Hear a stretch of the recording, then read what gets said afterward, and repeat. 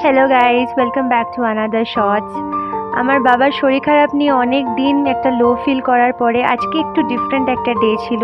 আজকে আমি আর রাহুল ব্যান্ডেলে এসেছিলাম।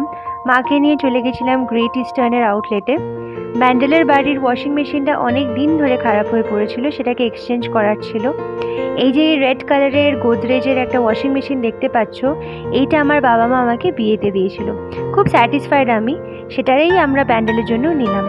বাড়ি চলে আসার পরে বাড়ি ঢোকার আগে তোমাদের কয়েকটা গাছ দেখাই। এইটা হচ্ছে কারি পাতা গাছ, আর এটা হচ্ছে একটা পান পাতা গাছ। আরও অনেক ফুলের গাছ আছে। এগুলো না আমার জন্মেরও আগে থেকে।